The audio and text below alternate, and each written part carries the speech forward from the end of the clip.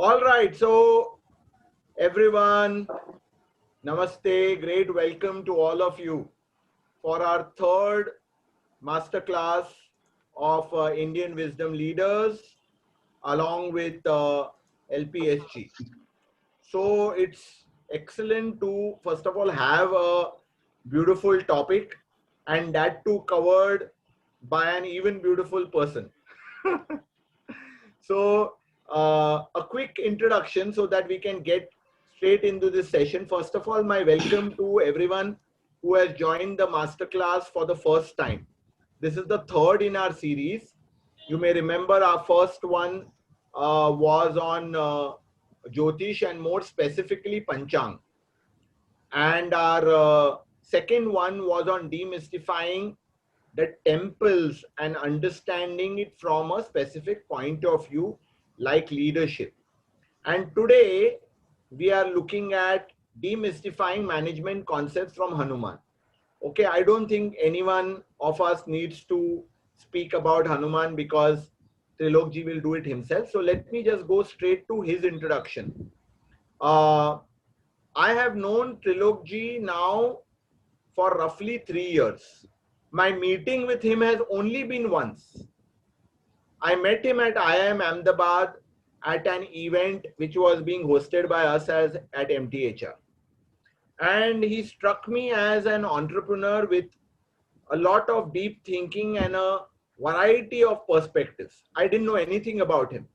But I found out later as he kept on posting on our MTHR group of Ahmedabad that he has a great love and interest in Hanuman. Mind you, he did not tell me. ये मुझे पता चला as he was continuing to post.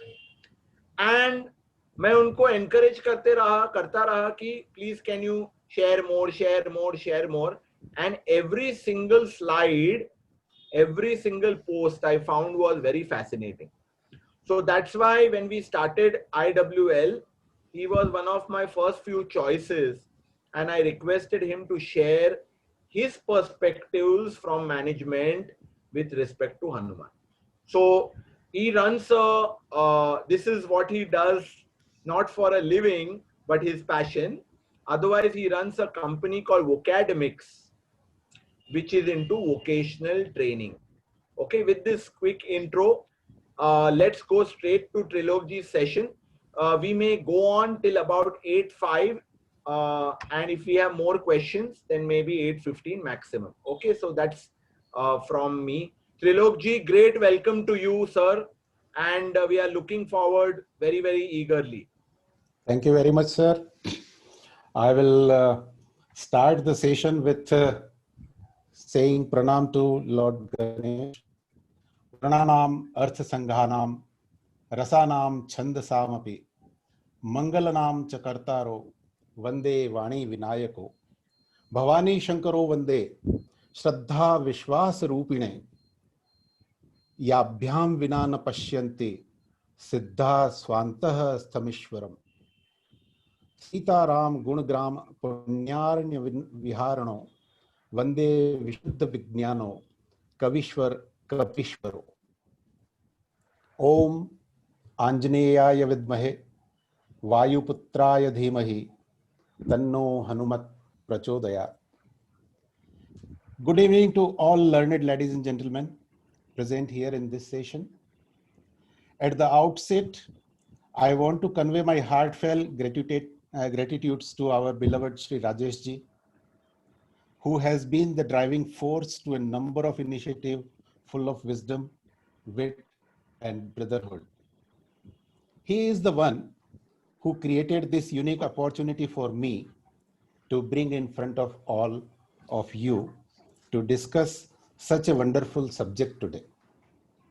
Before I jump to the subject, I would prefer to introduce you all about my limitations and hesitations as well. First of all, I would like to attract your kind attention towards a few lines expressed by the legendary Goswami Tulsidas ji about his inability to describe the virtues and glory of Hanuman ji. He said, सनकादिक ब्रह्मादि मुनीसा, नारद सारद सहित अहिसा, जम कुबेर दिगपाल जहां ते, कवि कोविद कही सके कहां ते. So you can easily understand my limitations. How I can dare to describe the Gyan Gun Sagar with my human wisdom, that too on the lowest level. So I beg you with folded hands not to judge me on any parameter of wisdom, knowledge and expertise. मैंने हनुमान जी को हमेशा अपने आराध्य के रूप में देखा है. मैं जब भी किसी मुसीबत में हुआ, मैंने उनकी शरण ली है. एक मैनेजमेंट पर्सपेक्टिव से देखने का चांस मुझे राजेश जी ने दिया है. So I am trying with the wit and power given to me by Lord Hanumanji. Second limitation, the subject demystifying management concept of Hanumanji is also very vast and deep. It is next to impossible for me to do justice with it. It may require a number of such sessions to cover some part only. Thirdly, whatever I am going to discuss here today is entirely based on my understanding of management and the virtues of Lord Hanumanji relevant to it. In no way I am intent to establish any theory, concept, principle based out of it. I request all of you to take it as a raw thought process of a fresher who has just started understanding management and yet to start connecting it with the concepts of Hanumanji. With my limitations explained, I would therefore beg your pardon if anything factually wrong or out of context is found in my session. For me, the character of Hanumanji is like an oar, with the help of which I'm trying to guide the boat of my thought process. Since my childhood, a few questions used to bother me a lot. Why there are more temples of Hanumanji than Ram, who was the boss of Hanumanji? Why there are more people worshipping Hanumanji than Bhagwan Ram, while Hanumanji was never able to perform any of his duties without the support of Ram Nam? And why Hanuman Chalisa is on most of the lips and very few people chant Shri Ram Raksha Stotram? Then one day, I got an answer from my grandfather, who was a farmer by profession and an astrologer by passion. He explained me that India has the majority of poor population, but our culture has been to treat a guest in a special way. Even if we have to go without meals ourselves, for us, guest or visitor is God. Atithi Devo Bhava. Now, if we talk about Bhagwan Ram, वो तो एक राजा थे. So he could not be placed just anywhere, as we often do with Hanumanji. You can see Hanuman temples under a tree, in a barren street, in a simple hut, or in a simple four-pillar structure. But we cannot imagine Bhagwan Ram's idol there, because Ram is king. Gradually, I developed my understanding to reach the conclusion that since Hanumanji was the manager and messenger of Bhagwan Ram, we could take liberties with him. This is human tendency. कि boss तक नहीं पहुंच सकते तो boss के source को पकड़ लो. We adored him, defied him, worshipped him, and we could do all this comfortably at any nearest shrine under the tree, and that too at the minimum cost.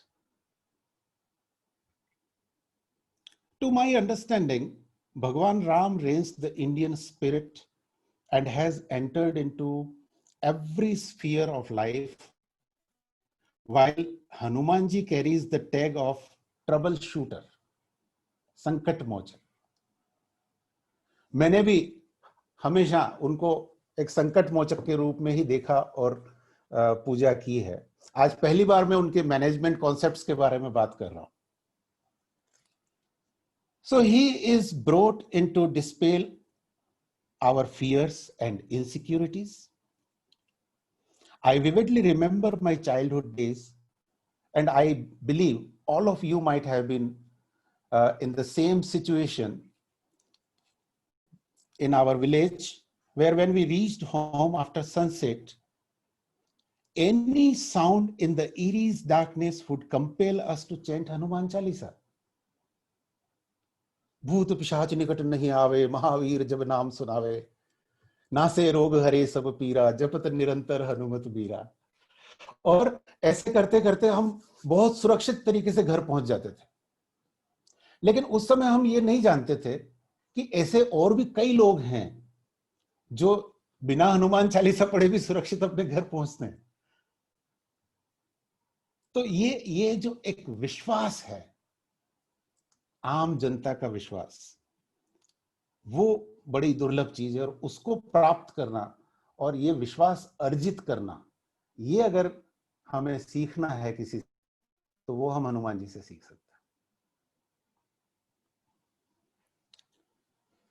But every time we chanted the mantra and reached home safely, our belief in its power was reaffirmed. So the other point, I understood that our ancestors who constructed temples of Hanumanji must have been great workaholics, psychologists, as well as visionaries. Why? Because it is extraordinary and an exemplary incident when a manager becomes a deity, and a unique deity at that.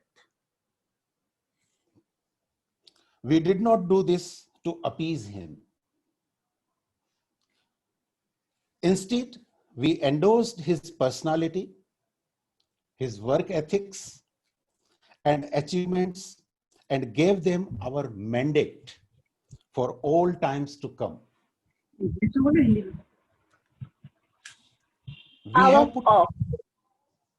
We have put on an unwritten truth that anyone who follows his footsteps would attain godliness.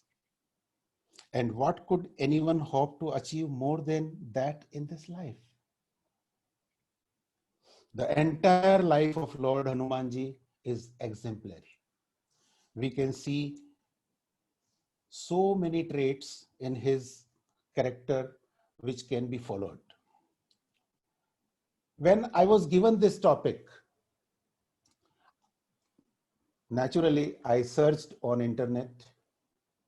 I searched in many books to find appropriate words. और इस पूरे process में मैंने देखा internet भरा पड़ा है. Hanuman ji is the management गुरु. हनुमान जी से क्या सीखें, हनुमान जैसे बनने के लिए क्या करें, और ऐसे अनेक सब्जेक्ट से भरा पड़ा है.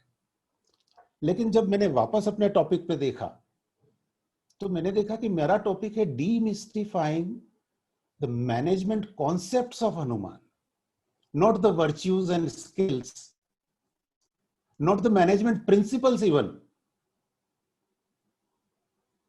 So this job became tougher to me. I'm sure you will bear with me for next few minutes. If I'm wrong, I'm always open to improve myself. And today is a golden opportunity for me to get views from the learned people of this group. ऐसे विद्वान लोग जिनकी चर्चाएं मैं रोज पढ़ता हूं अपने group में, और मुझे लगता है कि इन लोगों के साथ मैं मैनेजमेंट कॉन्सेप्ट कैसे डिस्कस करूंगा, जबकि मैं तो हनुमान जी का एक महज तुच्छ सा भक्त मात्र हूं।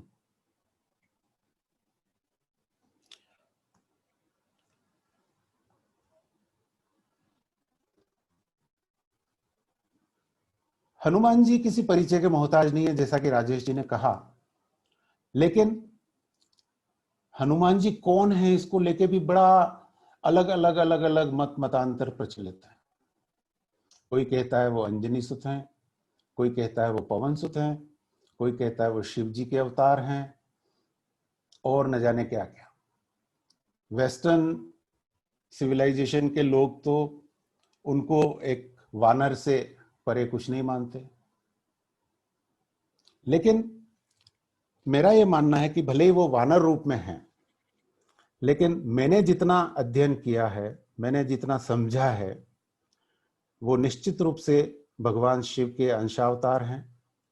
और ये सब प्रूव करने के लिए मुझे केवल एक छोटा सा एग्जाम्पल देने की आवश्यकता है। कोई बहुत ज्यादा तर्क और वाद विवाद में मैं नहीं जाना चाहता। जिन लोगों ने भी रामचरितमानस पढ़ा है तुलसीदास का, उनको ये पता होगा कि इसमें 7 चैप्टर्स हैं, बालकांड से लेकर उत्तरकांड तक। अगर किसी ने गौर किया हो तो बालकांड से लेके और अरण्यकांड तक तुलसीदास जी ने जो मंगलाचरण शुरू किया है, उसमें सबसे पहला जो वंदना का श्लोक है वो भगवान शिव को अर्पित है, और उसके बाद भगवान राम की स्तुति है, और उसके बाद आगे दूसरे देवी देवताओं की स्तुति है। लेकिन रामचरितमानस में तुलसीदास जी ने हनुमान जी के कैरेक्टर की एंट्री की किष्किंधा कांड में, और यदि आप ध्यान से देखेंगे किष्किंधा कांड, तो उसका पहला श्लोक भगवान राम को समर्पित है और शिवजी की वंदना का श्लोक बाद में है, और यह क्रम आगे के सारे अध्यायों में चला है।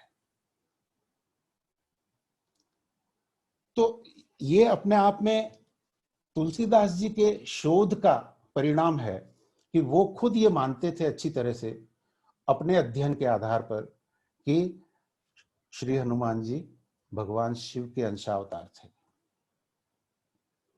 अब हम आज के जमाने की बात करें, अगर मैनेजमेंट कॉन्टेक्स्ट में देखें, तो Hanuman ji is one who obeys unconditionally and without question.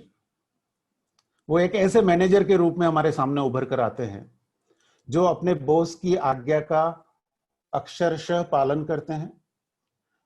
न केवल आज्ञा का, बल्कि वो इतने समर्थ हैं कि उनकी इच्छाओं को भी समझ लेते हैं और उनकी इच्छा के अनुरूप स्वतः स्फूर्त रूप से काम करना शुरू कर देते हैं।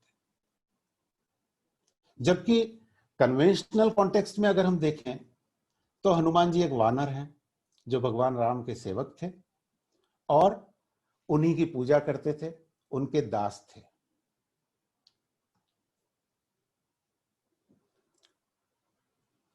यहां आप देखेंगे कि भगवान श्री हनुमान जी के बहुत सारे कैरेक्टर्स जो उनके वर्च्यूज हैं, उनकी मैंने एक छोटी सी लिस्ट बनाई है।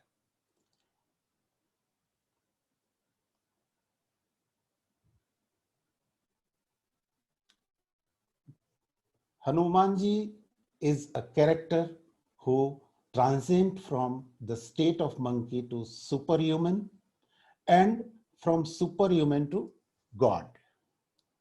He is never lazy and he is a confluence of knowledge, devotion and celibacy.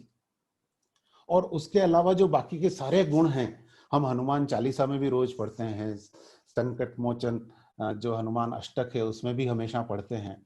तो मैं नहीं सोचता कि यहाँ इन सब चीजों को रिपीट करने की जरूरत है, क्योंकि समय की हमारे पास सीमा है।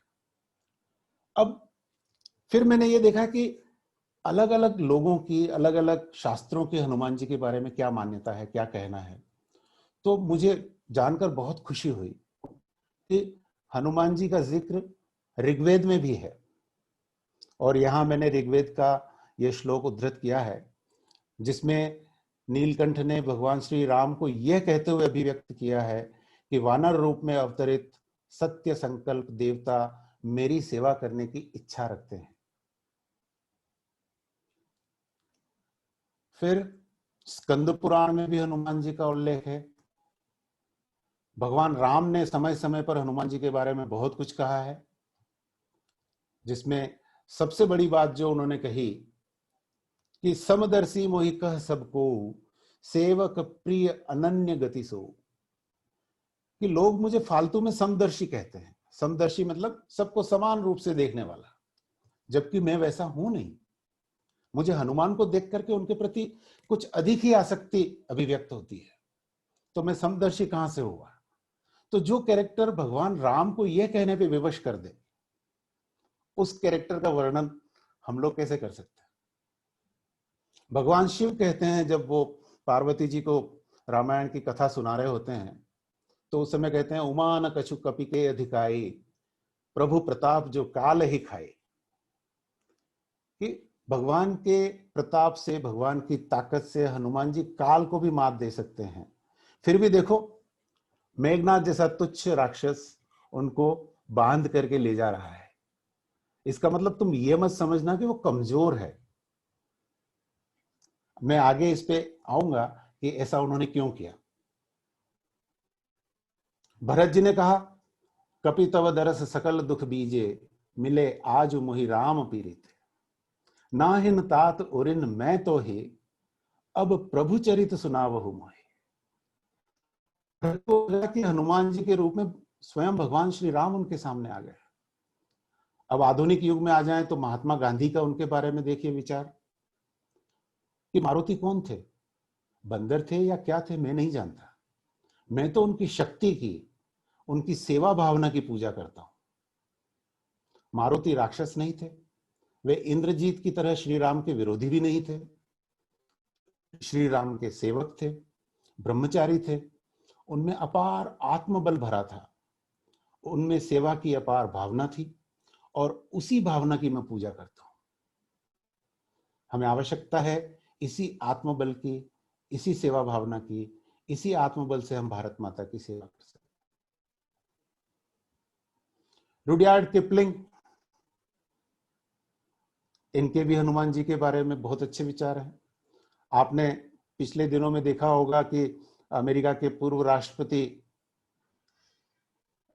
बराक ओबामा साहब भी हनुमान के अनन्य भक्त हैं। तो अगेन वही सवाल वापस आता है कि हनुमान जी ही इतने पॉपुलर क्यों हैं? रामायण में बहुत सारे कैरेक्टर हैं, तो हनुमान जी के बारे में ही इतना क्यों हम कहते हैं? तो तुलसीदास जी ने इसका जवाब बहुत सिंपल, बहुत सरल भाषा में दिया। मोरे मन प्रभु अस विश्वासा, राम ते अधिक राम कर दासा। यानी कि जो सच्चे मन से श्री राम का दास बन जाता है, उसे भगवान अपने से भी अधिक सामर्थ्यवान बना देते हैं। और यही वजह है कि भगवान राम से भी ज्यादा हनुमान जी लोकप्रिय हैं, प्रसिद्ध हैं।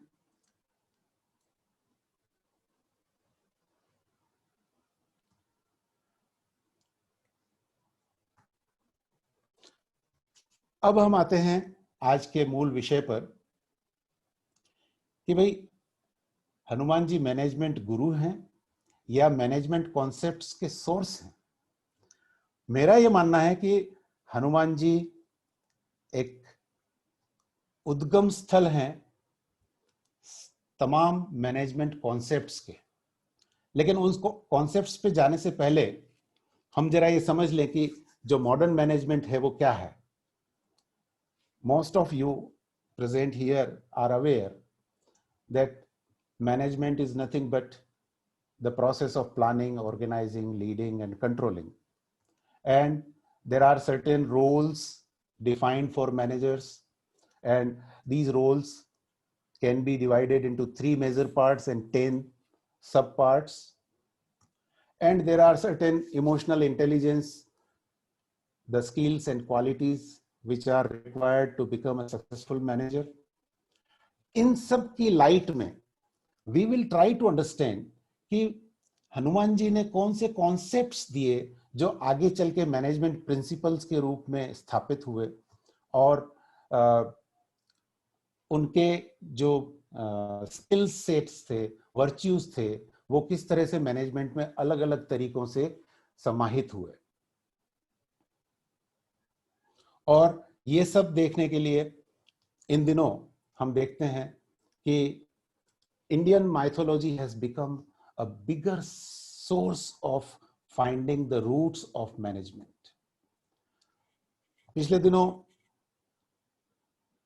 एक किताब में मैंने ये देखा कि माइंड और मैनेजमेंट में क्या रिलेशनशिप है। Mythology is a map of mind and management is an expression of the mind, and that is why nowadays we are more intent to look into the mythology to find the roots of management principles and management qualities. यहां मैं आपको एक बहुत अच्छी दिलचस्प चीज बताना चाहता हूं कि इसी प्रोसेस में मुझे एक रिसर्च पेपर हाथ लगा, और वो रिसर्च पेपर जिसका टॉपिक था अ study on the influence of Hindu mythological characters on management practices. इसमें मैंने लिंक भी दिया है जिस पे आप इस पेपर को पूरा पढ़ सकते हैं, देख सकते हैं। इस सर्वे में अलग अलग 15-20 कंपनियों के 120 मैनेजर्स को शामिल किया गया था, और इन मैनेजर्स का जो एक्सपीरियंस था वो 5 साल से 15 साल तक का था। तो सर्वे का रिपोर्ट तो बहुत लंबा चौड़ा है, लेकिन यहां मैं आपको सिर्फ 3 चीजों की तरफ ध्यान आकर्षित करना चाहूंगा। एक जो बड़ा रिजल्ट इस सर्वे का निकल के आया कि कुल 8 हमारे माइथोलॉजिकल कैरेक्टर्स हैं जो प्रेजेंट कॉर्पोरेट सेक्टर में डिसीजन मेकिंग में या बिहेवियरल पैटर्न को फॉलो करने में बहुत बड़ी भूमिका निभाते हैं।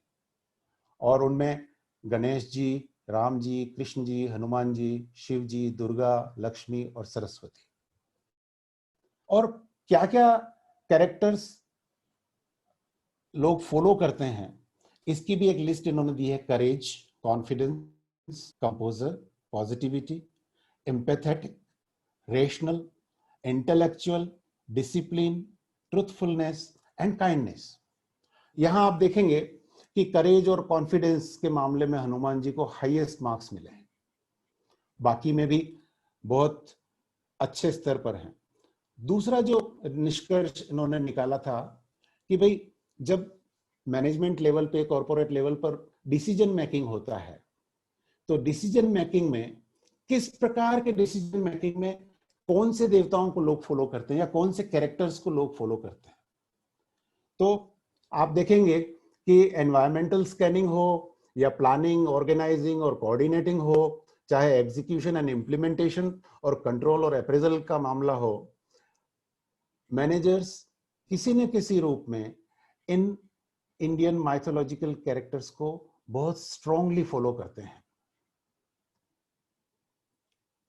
और मैनेजमेंट स्टाइल्स भी इन कैरेक्टर्स से लोग एडेप्ट करते हैं। और यही वजह है कि हम आज मॉडर्न मैनेजमेंट को और स्ट्रॉन्ग करने के लिए, उसको और ज्यादा एथिकल बनाने के लिए माइथोलॉजी में झांकते हैं। So as we have seen that the above 8 most popular characters from Indian mythology plays very important role in management, and Hanumanji is one of them. So how one expand one's scope of action with confidence and calm under extremely challenging circumstances is what separates the extraordinary from the ordinary, just like Hanuman ji did. तो हनुमान जी से हमको जो सबसे पहला concept मिला वो ये मिला कि भाई अगर आपको ऑर्डिनरी की भीड़ से एक्स्ट्रा ऑर्डिनरी की कैटेगरी में जाना है तो आपको अपने एक्शन का स्कोप बढ़ाना पड़ेगा और उसके लिए आपको अपना कंफर्ट जोन छोड़ के बाहर निकलना होगा। और ये उन्होंने करके दिखाया with his selfless determination to stay the course with steadfast focus and faith to accomplish his mission. And that is what makes him a worthy and inspiring protagonist to justify his name. Now, when I say justify his name is Hanuman. And with Hanuman, we can see this Hanuman circle where H represents humility, A represents adaptability, N represents net ownership of task, U represents unidirectional dedication, M represents managerial skills, and A represents again adding intuition, and N represents notional strategic thinking. अगर ये सारे गुण किसी एक इंसान में आ जाए, या इनमें से कुछ गुण भी एक इंसान में आ जाए, या इनमें से कुछ कॉन्सेप्ट्स हम लोग फॉलो करना शुरू कर दें रिलीजियसली, जुडिशियसली, तो कोई कारण नहीं कि हम भी हनुमान जैसे परफेक्ट मैनेजर बन सकते हैं। और ऐसे कई एग्जाम्पल हमारे सामने हैं, चाहे गूगल के सीईओ को ले लें, चाहे फेसबुक के सीईओ को ले लें, चाहे देश चलाने वाले लोगों में से किसी को ले लें, कहीं ना कहीं उन्होंने प्रत्यक्ष रूप से अप्रत्यक्ष रूप से, जाने में अनजाने में हनुमान जी के कॉन्सेप्ट्स को फॉलो किया, तभी वो आज इस मुकाम पर पहुंच पाए। तो यहां आप देखेंगे कि मैंने इन सारी चीजों को एक एक करके एक्सप्लेन करने का कोशिश किया है। अब to cut short, I would like to tell Hanumanji is considered to be one of the best management gurus in Indian mythology. Many of his management concepts were adopted as it is by Sri Krishna during Dwapar Yuga, and a very tasteful mixture of Sri Krishna and Hanumanji's management concepts have given birth to typical modern management system. However, with passing time, many people added their point of views in the names of these legends and modified these concepts according to their convenience and comfort. तो कहीं कहीं आज हमें देखने को मिलता है कि इन लेजेंड्स के नाम पर कई सारी चीजें इंट्रोड्यूस की गई हैं, कुछ इंटरप्रिटेशन की लिबर्टी के नाम पर, तो कुछ अपनी इंटेलिजेंस को हाईलाइट करने के लिए। Coming back to our topic, we have to discuss on the management concepts. Many of us might have been thinking कि भाई management concepts और management principles और virtues and skills of manager में क्या difference है? आप सब लोगों को तो बहुत अच्छे से पता है कि ये सब एक जैसे लगते हैं लेकिन एक जैसे हैं नहीं। A concept is the formulation of an idea prior to actually creating it, and it may become a model or a prototype but remains a concept until the innovative aspects are tested and proven. And a principle is a rule, tenet or law of conduct or behavior. With people, it serves as a moral or philosophical guide. With this, I think I am able to distinguish between the concepts and principles. So we will be talking about concepts today. While reading Ramcharitmanas again and again, and many other books related to Hanumanji, out of my curiosity and for my knowledge enhancement, I prepared a list, and that list is of concepts introduced through the character of Hanumanji. It will be very tough for all of us to read all these concepts one by one, but you can just have a look. This list is very long. I think there are 48 concepts I have listed. I will share this if somebody will require.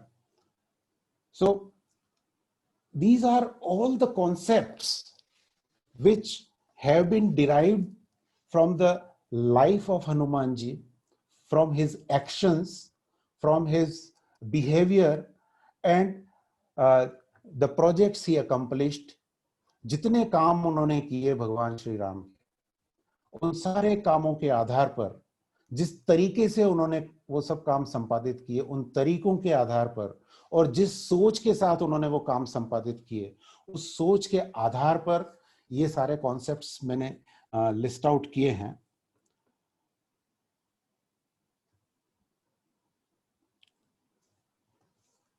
और इन concepts के कारण ही हनुमान जी आज हमारे बीच में एक super hero की पहचान रखते हैं. हम उनको न केवल पूजते हैं, बल्कि हर छोटी बड़ी तकलीफ में हम उनके पास सहायता मांगने के लिए जाते हैं, आशीर्वाद मांगने के लिए जाते हैं, मार्गदर्शन के लिए जाते हैं.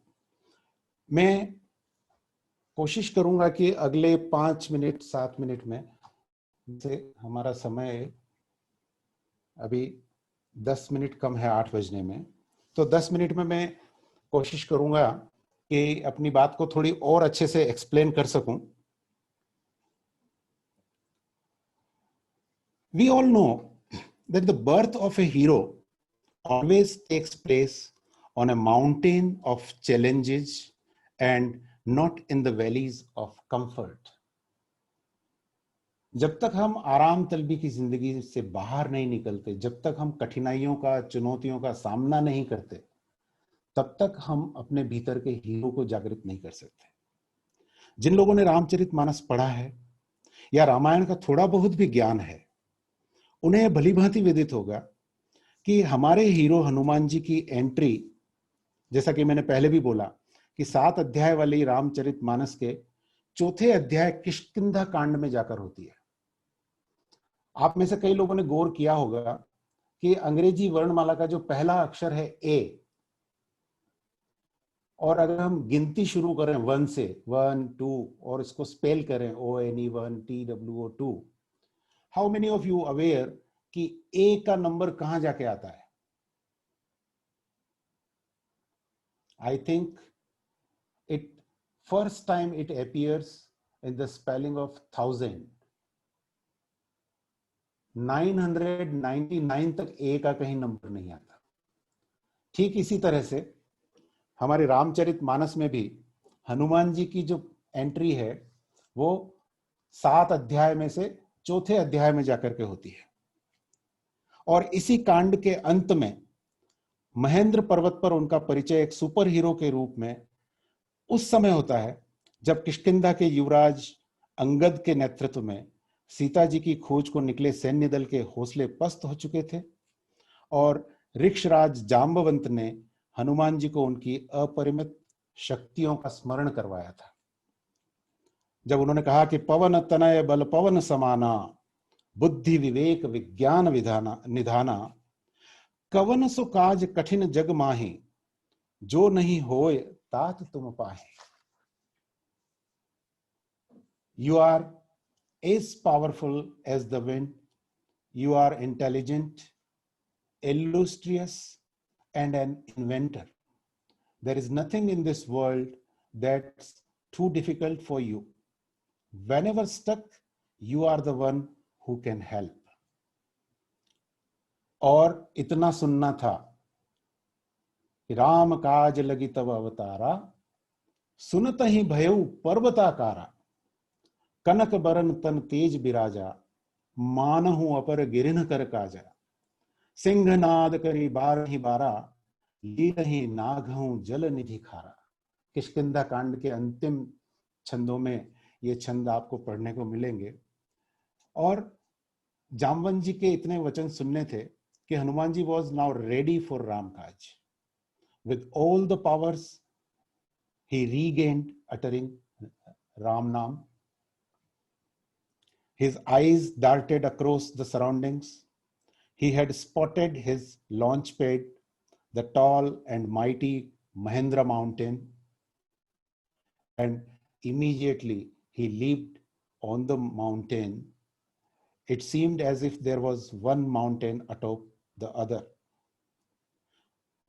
This was the point from where the journey of Hanumanji started towards transformation of an ordinary Vanar to an extraordinary superhero, and then towards the super god of Kali Yuga.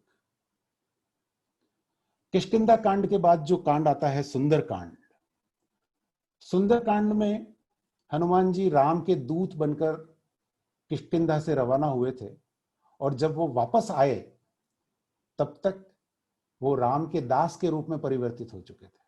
तो ये भी एक ऐसी यात्रा है जिसमें रामदूत रामदास में कन्वर्ट हो गया। So basically, Sundarkand is all about our purpose in life, our own search for a goal in life. Hanumanji shows us that the goal of life is Sita ji, who he is searching for in this Kand. For a Jnani, Sita ji is Shanti or peace. ज्ञानी लोगों के लिए सीता जी क्या है? शांति का स्वरूप है। For devotee, भक्तों के लिए सीता जी भक्ति का स्वरूप है। योगियों के लिए सीता जी आदि शक्ति का स्वरूप है। और प्रबंधकों और मैनेजर्स के लिए Sita ji is a goal of organization to be achieved.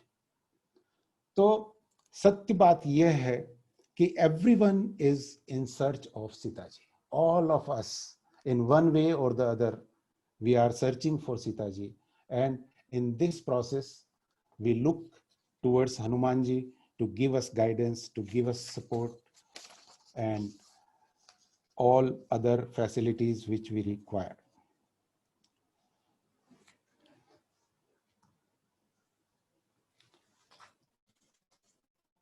It will not be a complete session if I do not talk about certain virtues and certain concepts, how he practically performed during his missions and projects. So first thing we see, anger management. Anger management पे हमारे बहुत सारे प्रबंधन गुरु बहुत सारा ज्ञान बांटते हैं, लेकिन हनुमान जी हमें सिर्फ एक चीज सिखाते हैं, और उसी चीज पर बेस्ड बाकी सारे अध्ययन हैं और बाकी सारे जो प्रिंसिपल्स बने हैं। और वो हमें ये सिखाते हैं कि conscious anger keeps one mentally peaceful while one seems to be physically agitated. Unconscious anger originates with mental agitation and culminates with physical demonstration. So Hanumanji was consciously angry and hence mentally stable even while exhibiting anger in the court of Ravana and in the city tour with his burning tail. Hanuman ji ने हमें सबसे बड़ा concept दिया कि गुस्सा करो, लेकिन ज्ञानपूर्वक गुस्सा करो, नियंत्रित क्रोध होना चाहिए, कॉन्शियस एंगर होना चाहिए। जब मेघनाद ने उन पर ब्रह्मास्त्र चलाया तो उन्हें बड़ा गुस्सा आया। उन्हें वरदान था, ब्रह्मास्त्र उनका कुछ नहीं बिगाड़ सकता। वो चाहते तो ब्रह्मास्त्र को परावर्तित कर सकते थे, वो चाहते तो उसका निरादर कर सकते थे, लेकिन उनका कॉन्शियसनेस इतना अलाइव था कि उन्होंने कहा कि मेघनाद का गुस्सा मैं ब्रह्मास्त्र पर क्यों निकालूं, और ब्रह्मास्त्र पर निकाल के मैं ब्रह्मा जी का अपमान क्यों करूं। तो उन्हें क्रोध तो आ रहा था, लेकिन वो क्रोध में भी शांत थे, स्थिर चित्त और आगे की योजना बना रहे थे। और इसी आपदा को उन्होंने अवसर में बदला और उन्हें तुरंत ख्याल आया कि अच्छा है, ये बढ़िया मौका है, इस बहाने रावण से मुलाकात हो जाएगी। और उन्होंने अपने आप को ब्रह्मपाश में बंधवा लिया और रावण के दरबार में चले गए। रावण के दरबार में गए तो रावण ने भी उन्हें क्रोध दिलाने के खूब जतन किए। उनको क्रोध आया भी, लेकिन उन्होंने कहीं उस क्रोध को आम आदमी की तरह अभिव्यक्त नहीं किया। उन्होंने उस क्रोध को एक बहुत ही सकारात्मक तरीके से उपयोग किया और भगवान काम करने के रास्ते में आ रही बहुत सारी रुकावटों को उन्होंने दूर कर दिया।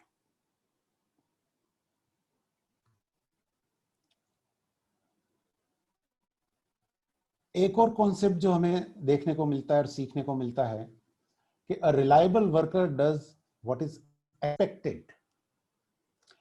मॉडर्न मैनेजमेंट में एक्सपेक्टेड वर्ड की कोई जगह नहीं है। मॉडर्न मैनेजमेंट में normally we read what is assigned, what is described in his job profile. लेकिन हनुमान जी ने जो कॉन्सेप्ट दिया उसमें उन्होंने कहा कि नहीं, अ reliable worker should do what is expected from him. बहुत सारे उदाहरण भरे पड़े हैं। सुंदरकांड के तो बहुत सारे उदाहरण मैं दे सकता हूं और इंटरनेट पे भी बहुत सारे उदाहरण होंगे, लेकिन मैं आपको लंका कांड का एक उदाहरण देना चाहता हूं। जैसा कि इस चित्र में आप देख रहे हैं कि जब राम और लक्ष्मण को नागपाश में बांध लिया गया था और दोनों मूर्छित हो गए थे, सारी वानर सेना में मायूसी छा गई थी। सब लोग हैरान परेशान कि जब सेनापति सेना नायक ही नहीं रहे, जिनके काज के लिए हम सब लोग लड़ रहे थे, वही अगर नहीं रहे तो हमारे मिशन का क्या होगा, हमारे प्रोजेक्ट का क्या होगा। हम सब तो अब दिशाहीन हो गए हैं, हम सब तो अब अनाथ हो गए हैं। और सभी लोग विलाप कर रहे थे, दुखी हो रहे थे, दुख व्यक्त कर रहे थे, गालियां दे रहे थे, लेकिन किसी के दिमाग में यह नहीं आ रहा था कि उस समय करें तो क्या करें। फिर अचानक किसी का ध्यान गया कि हनुमान जी कहाँ हैं। तो इधर उधर नजर दौड़ाई गई तो हनुमान जी कहीं नजर नहीं आए।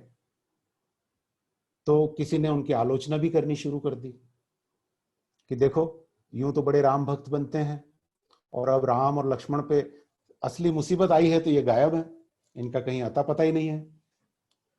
लेकिन थोड़ी देर बाद जब उन्होंने देखा कि हनुमान जी भगवान श्री विष्णु के वाहन गरुड़ को लेकर के आ रहे हैं, तो सबको समझ में आ गया कि हनुमान जी क्यों अनुपस्थित थे, कहां गए। तो यहां जो कॉन्सेप्ट हमको सीखने को मिलता है कि a reliable worker is the one who does what is expected from him at certain point of time. अब अगर हनुमान जी वेट करते कि मुझे कोई कहेगा, फिर मैं जाऊंगा, फिर मैं सोचूंगा कि इसमें क्या कर सकते हैं, तो फिर वो रिलायबल कहां से हो गए। तो यहां पर दो चीजें बहुत अच्छे से समझने की आवश्यकता है हमें कि रिलायबल और एक्सपेक्टेड। आगे बढ़ें। एक और कॉन्सेप्ट जो हनुमान जी ने हमें दिया कि if you want to burn any other person's pride, first you need to burn your own pride.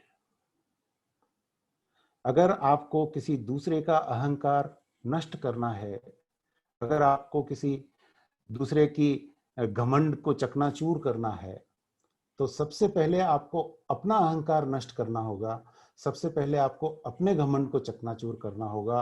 और ये अगर कर पाए हम, तो ही हम किसी अच्छे ऑर्गेनाइजेशन के मैनेजर या ओनर हो सकते हैं, अच्छे तरीके से हम ऑर्गेनाइजेशन को चला सकते हैं। अगर हम अपने अहंकार से ही बाहर नहीं आ पा रहे हैं, तो हम दूसरों के अहंकार को कैसे चूर करेंगे। देखिए, जब हनुमान जी को लंका जलाना था, रावण के अहंकार को नष्ट करना था, तो उन्होंने अपने आप को जलाने के लिए योजना तैयार की और स्वयं अपनी पूंछ में आग लगवाई। उनका अहंकार तो था नहीं, उनका तो अहंकार वो प्रभु श्री राम के चरणों में वैसे ही समर्पित कर चुके थे। लेकिन रावण की लंका को जलाने के लिए अपने आप को जलाना बहुत आवश्यक था। And therefore Hanuman took up the role because he had already burned up his pride by Ram's grace. When Hanumanji entered Lanka, he noticed every house had a deity, the human body. Everyone worshipped Charita Devta. When the body must be burned eventually, why worship it? He wanted to teach the Lankavasi that no matter how much they worshipped the body, one had to burn it at the end of life, and he wanted to bear this truth of life to them by burning Lanka. Lanka दहन से ही हमको एक और concept आता है, मैं उस पर भी आऊंगा बाद में। उससे पहले हनुमान जी का एक और कॉन्सेप्ट देखें।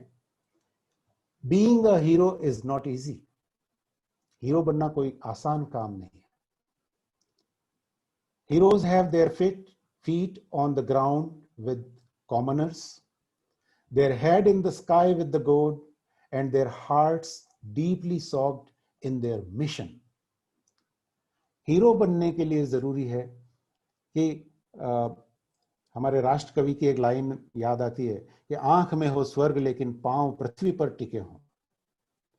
तो अगर आपको हीरो बनना है, अगर आपको नायक बनना है, तो आपके पांव जमीन पर होने चाहिए अपने साथियों के साथ, लेकिन आपका मस्तिष्क उच्च विचारों से परिपूर्ण होना चाहिए, उसमें देवत्व भरा हुआ होना चाहिए, और आपका हार्ट, आपका दिल, आपके दिल में मिशन के प्रति समर्पण होना चाहिए। जो काम आपको सौंपा गया है उसके प्रति पूर्ण निष्ठा होनी चाहिए। और as far as their egos are concerned, there is no space to carry it around. अहम का हीरो के जीवन में कोई स्थान नहीं है। जिस पल आपके भीतर अहम ने प्रवेश किया, आपका नायक मर जाता है, आपका लीडर मर जाता है। कम्युनिकेशन की बात करें तो हनुमान जी से बड़ा कोई कम्युनिकेटर नहीं।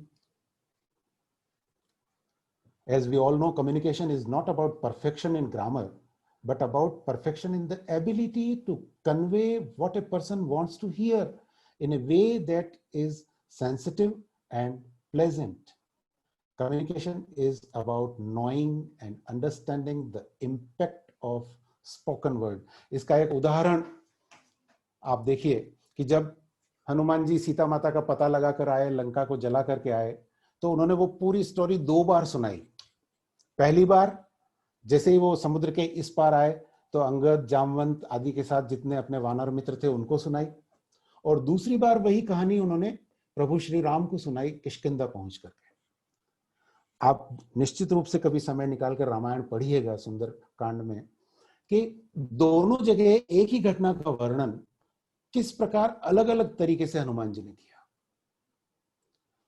अपने मित्रों के साथ बात करते समय उन्होंने ये ध्यान रखा कि उनके मित्र क्या सुनना चाहते हैं, और प्रभु श्री राम को समाचार देते समय उन्होंने ये ध्यान रखा कि प्रभु श्री राम ने उनको असल में किस मिशन पर भेजा था और वो क्या जानना चाहते हैं। प्रभु श्री राम के सामने उन्होंने लंका जलाने की या रावण के साथ संवाद की कतई चर्चा नहीं की।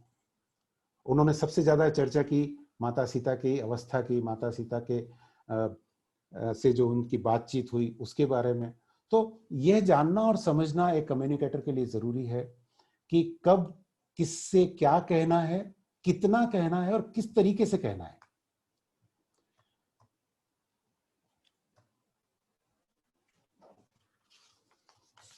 मुझे लगता है कि समय अपना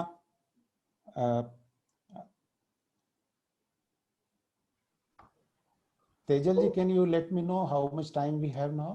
त्रिलोक जी, आप मेरे ख्याल से और 5 मिनट ले सकते हैं, और उसके बाद थोड़ा सा बातचीत करते हैं if people want to ask questions. ठीक है सर। हाँ, तो शायद आप एक और कॉन्सेप्ट कवर कर सकते हैं, बहुत अच्छा लग रहा है। जी जी जी, थैंक यू फॉर एनकरेजमेंट। तो एक और कॉन्सेप्ट जो हनुमान जी से हमको मिलता है वो है ह्यूमिलिटी का। बहुत ही शानदार कॉन्सेप्ट है। हम अक्सर देखते हैं, अक्सर सुनते हैं लोगों से, अरे यार I was facing very humiliating situation, उसने मुझे इतना ह्यूमिलेट किया कि अब मुझे उससे दोबारा मिलने का मन नहीं है, वहां वापस जाने का मन नहीं है। तो हनुमान जी ने हमको सिखाया कि humiliation is nothing but absence of humility. अगर आप में ह्यूमिलिटी नहीं है तो ही आप ह्यूमिलेट होंगे। Wow. So the concept of humility can be derived from the same episode in Sundarkand. Humility is born out of dependence, and dependence born out of appreciation, and appreciation comes out of respect. But from where respect comes? Respect takes birth in a heart free of pride. ऐसा हृदय जिसमें जरा भी अहंकार नहीं हो, वही दूसरों का सम्मान कर सकता है, और जो दूसरों का सम्मान कर सकता है वही दूसरों की प्रशंसा कर सकता है, और जो प्रशंसा कर सकता है वही दूसरों पर निर्भर रह सकता है और दूसरों को अपने पर निर्भर बना सकता है। सर इसके लिए कोई अलग स्लाइड है? Someone was asking. इसके लिए स्लाइड इसमें नहीं है सर, मैं Okay, भेज no दूंगा problem. रेफरेंस, कोई दिक्कत नहीं है। No problem. एक्चुअली बहुत ज्यादा स्लाइड हो गई थी तो फिर मैंने No problem. I tried to cut it out. No problem, sir. कोई बात नहीं. So one's greatness cannot solve all the problems. Some problems are best dealt with humility, and the humility can be considered as a software that is the best antivirus for the ego bug. If you want to destroy ego, you need this antivirus called humility. The another lesson we can learn from him is greatness. The greatness of great people is that they humbly hide their greatness. जैसे अभी हमने शुरुआत में देखा, राजेश जी ने कितने आसानी से कह दिया कि मैं ये सीरीज शुरू किया है, तीसरा सीरीज है। उन्होंने जरा भी ये झलकने नहीं दिया कि वो कितना बड़ा काम कर रहे हैं आज की जनरेशन के लिए। तो the greatness of simple people is that they simply celebrate the greatness of great people. So it shows that the simple people are simply great and great people are humbly great. So this is a big concept which Hanumanji has given through his all acts and actions. एक चीज यहां पे मैं और कहना चाहता हूं, जो कि another thing to notice and learn here is while he jumped across the ocean, जब हनुमान जी ने महेंद्र पर्वत से लंका की ओर के लिए उड़ान भरी, तो उस समय उनके पास जरा भी समय नहीं था। वो इतने जल्दी में थे कि वो तुरंत समुद्र को पार करके पहुंच जाना चाहते थे। रास्ते में सुरसा मिली, उसको भी उन्होंने बहुत जल्दी में निपटाया। मैनाक पर्वत ने कहा कि प्रभु मुझे सौभाग्य दो, थोड़ी देर मेरे यहाँ आप विश्राम कर लो। तो उन्होंने कहा नहीं, राम काज कीने बिना मोहि कहाँ विश्राम। लेकिन वही हनुमान जी जिस मेन पर्पस के लिए लंका गए थे, सीता माता के लिए, और आप देखिए कि जब सीता माता को उन्होंने खोज लिया, वो उस पेड़ पर जाकर पहुंच गए जहां नीचे सीता माता विराजमान थे। उसके बाद भी उन्होंने माता के समक्ष प्रकट होने में जरा भी जल्दी नहीं करी। You know, Hanuman was desperate not to waste any time during his journey towards Lanka. He did not even wait for one moment at Menak mountain. But inside Lanka, when Sitaji was right in front of him, he was patiently waiting for hours for the appropriate moment. Tulsidas ji ने वहां कहा है, तरु पल्लव महु रहा लुकाए, करई विचार करों का भाई। This shows the completeness of Hanuman's personality. He knows when to fight and when to fold. And he knows where to exhibit urgency and where to exhibit patience. Both a sense of urgency and patience are excellent qualities that a spiritual aspirant needs to possess. But more importantly, one should know where to exhibit which quality. कहाँ किस गुण का प्रदर्शन करना है, यह विवेक हमें जागृत करना आवश्यक है. Whether it is corporate management or it is life management, we need to understand one more thing very clearly, that there are certain pairs of skills and virtues that goes hands in hand always. For example, knowledge is paired with honesty. अगर आप में honesty नहीं है तो आपका ज्ञान किसी काम का नहीं. Courage with competence. आप में साहस है लेकिन क्षमता नहीं है तो वो साहस किसी का वो आत्मघाती सिद्ध हो सकता है. And compassion with valor, and so on. The deepest human connections are not of blood but voice. This is another concept we can derive from the life of Hanuman ji. Blood relations को हम सबसे ज्यादा तरजीह देते हैं, लेकिन हकीकत देखी जाए तो ब्लड रिलेशन से भी ज्यादा सुदृढ़ जो रिलेशन होते हैं वो रिलेशन होते हैं वाणी के, संवाद के. गुरु और शिष्य के बीच में जो रिश्ता बनता है, they are called voice mates, वो इसीलिए कहलाते हैं. तो कपि के, देखिए इनका एक एग्जाम्पल मैं देता हूं. कपि के वचन सप्रेम सुनी, उपजा मन विश्वास, जाना मन क्रम वचन यह कृपा सिंधु करदास. ये चौपाई उस समय की है जब हनुमान जी ने सीता माता के समक्ष प्रभु की मुद्रिका डाली, और माता जी ने जब मुद्रिका देखी तो उन्हें बड़ा सुखद आश्चर्य भी हुआ और एक आशंका भी जागी कि ये मुद्रिका आई कैसे. प्रभु से कोई छीन तो सकता नहीं इस मुद्रिका को, क्योंकि मेरे प्रभु इतने समर्थ हैं, और अगर छीन नहीं सकता तो इसका मतलब ये हुआ कि ये नकली है. तो पर नकली भी ऐसी बनाई नहीं जा सकती, तो ये आई कहां से. तभी हनुमान जी अपना परिचय देते हैं और शब्दों के माध्यम से, वाणी के माध्यम से माता सीता को आश्वस्त करते हैं कि वो सही मायने में प्रभु श्री राम के दूत. और यहां देखिए तुलसीदास जी ने कितने सुंदर तरीके से राम नाम अंकित, अति सुंदर, मुद्रिका पे राम नाम अंकित था और हनुमान जी ने राम कथा सुनाकर सीता माता को आश्वस्त किया.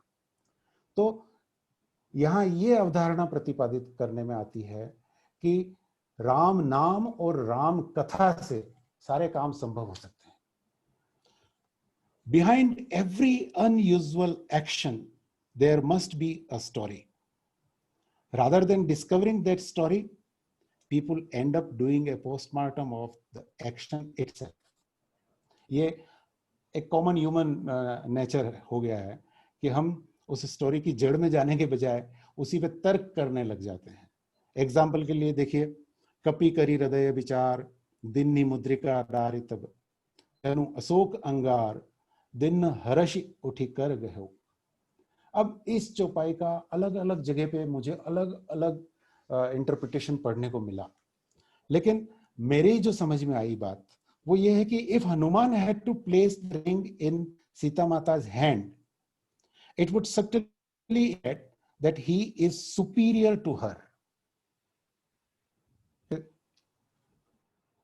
कोई भी आम आदमी होता तो जाते ही सीधा सबसे पहले वही, देखिए माता जी मैं आ गया हूं और ये देखिए ये भगवान की निशानी लेके आया हूं, लीजिए. लेकिन उन्होंने ऐसा नहीं किया. By allowing her to pick up the ring herself, he clearly indicated that he is inferior to her. Subtleness in behavior is indicative of depth of sensitivity. आप अगर ये जो स्लाइड्स देखेंगे जिसमें मैंने ये सारे कॉन्सेप्ट्स एनलिस्ट किए हैं, मैं एक एक कॉन्सेप्ट पे एक घंटा बोल सकता हूँ.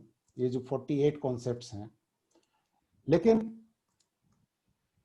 इनको सिर्फ पढ़ना ही काफी होगा, क्योंकि हम सभी लोग बहुत अच्छे से रामायण पाठी हैं, रामायण के बारे में इतना सब कुछ जानते हैं, इतना हमने इन चीजों को आत्मसात किया हुआ है कि हमें बहुत ज्यादा एक्सप्लेनेशन की इनमें आवश्यकता ही नहीं महसूस होती।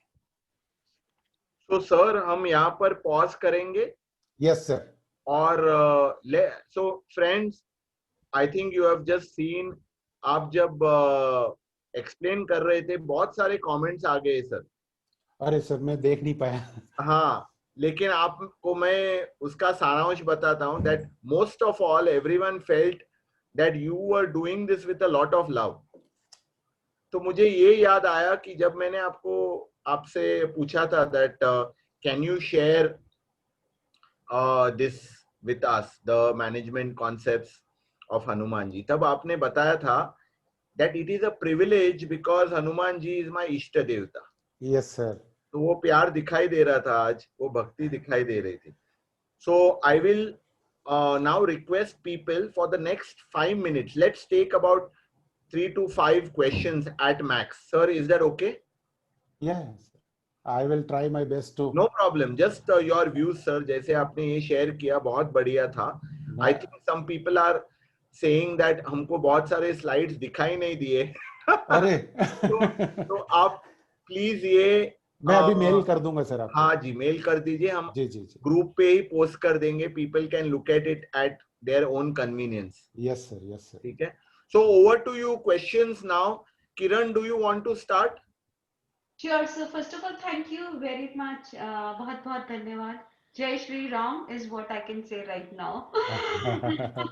राम से बड़ा राम का नाम. सही बात है. Yeah. Thank you very much. बहुत अच्छा लगा और आई ओपनिंग, हार्ट ओपनिंग, सब माइंड ओपनिंग सब बोल सकते हैं इसको. स्पेशली एंगर मैनेजमेंट और बहुत चीजें जो टेकन फॉर ग्रांटेड और सुंदरकांड वाला जो कंपैरिजन आपने बताया, बहुत ही अच्छा, बहुत बहुत बहुत बहुत धन्यवाद. जी धन्यवाद आपका. It is really encouraging me. I'm done. मेरे को अभी बोलना नहीं आ रहा है, समझ नहीं आ रहा है. I'm really happy with whatever I've. Okay. Does anyone want to ask a question? Please take benefit. Amita, anything to express?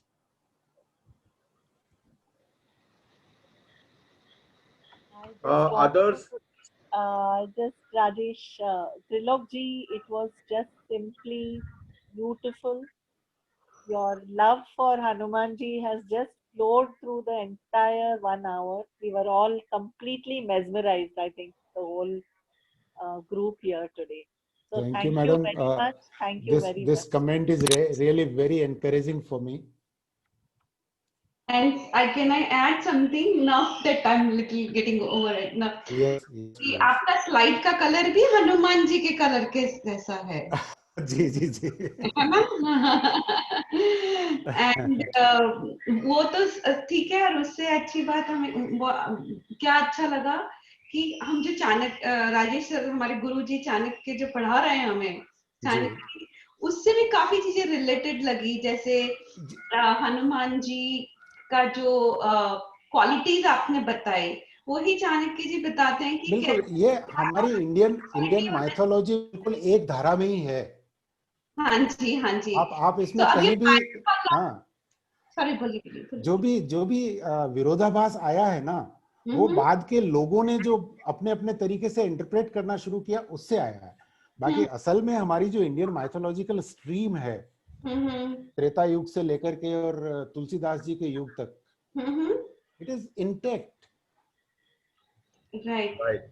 ये सत्संग में वही अच्छा लगता है कि जो हम पढ़ रहे हैं और जो हम अभी सुन रहे हैं, एक्सपीरियंस कर रहे हैं, वो सब एक लाइन में एक तरह से अलाइनमेंट हो रहा है सब चीज का. बिल्कुल बिल्कुल. Kiran, I'm going to pause you, please. Yeah, please go ahead. Swapna, quick question. After that, RM or Yatish, do you have any questions? Swapna, please go. Please unmute. Trilok जी, हनुमान चालीसा में एक लाइन है, अष्ट सिद्धि नौ निधि के दाता. तो सिद्धि तो समझ में आती है, ये निधि के दाता बोलने का क्या आशय है? वैसे तो ये 9 निधि तो वो कुबेर की 9 निधियां होती हैं, पर इसका बिल्कुल। कोई मेटाफोरिकल रेफरेंस है क्या?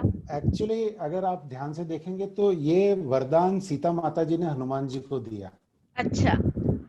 हो तात बलशील निधाना, और उसके आगे की जो चौपाइयां हैं उसमें, तो by this she enabled Hanuman to confer upon right kind of people certain powers which they need to perform their duties. तो अभी सार रूप में तो मैं इतना ही कह सकता हूँ, बाकी तो इस पे अपन बहुत लंबी चौड़ी बात कर सकते हैं।